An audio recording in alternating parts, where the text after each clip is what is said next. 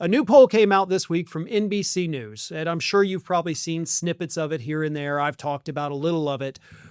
But once you dig down into this poll, the numbers are so much worse for Republicans than we had known. Now, let's start with the obvious. Donald Trump's approval rating. 77% of young voters, 64% of Latinos, and 66% of independents disapprove of the job that Donald Trump is doing. Those numbers alone spell disaster for the Republican Party in November. And again, as I say, we look at the trends. We're not looking at individual races here. We're getting the public's sentiment about where the country is going. And of course, 56% of Americans in this poll said our best days are behind us and things are only going to get worse from here. So a majority of the country is like, yeah, we're pretty much screwed and things are never going to get better. By the way, that's also really bad for the party in power heading into a crucial midterm election. But here's where the numbers get even worse for Republicans. On a generic ballot, Democrats, of course, are still holding on to a 5-point lead. But break it down even further, and independents lean toward Democrats by a 12-point margin, as do majorities of Black and Latino voters, voters under 50 years old, and those with a college degree.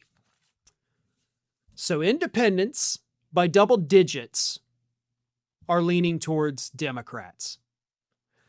If you only had that, you win the election. It's that simple. All you need is the majority of the independents and the moderates and the no-party affiliated voters. Democrats are leading that group by 12 effing points, folks. Majority of Black voters, majority of Latino voters, majority of voters over 50, which is typically the Republican demographic. And of course, those with college degrees. Now, Republicans are still winning slightly. I mean, single digits, very small within the margin of error, with white men and voters without college degrees. So the dumb guys in America, no offense to anybody, but let's face it, if you're a dumb white guy, you're probably going to vote for Republicans. But if you're a white guy that has any kind of sense of morality, any common sense, you're also leaning towards the Democrats. So Republicans got the dumb white guy vote, easy. But you can't win elections with only dumb white guys. And they're barely holding on to the dumb white guys. But all of this put together kind of paints a picture of a party that is about to experience their worst losses since 2018, which honestly doesn't feel like it was that long ago, but in political world, that was an eternity ago. Even with their gerrymandering, right, the redistricting efforts that we have seen in states all across the country, we're already getting reports that may not even save them. In fact, in some states like Texas, it may backfire on them and they could end up losing other districts, right? We created this safe district here, but by doing that, we created 2 swing districts, so we're looking at maybe a net loss over here.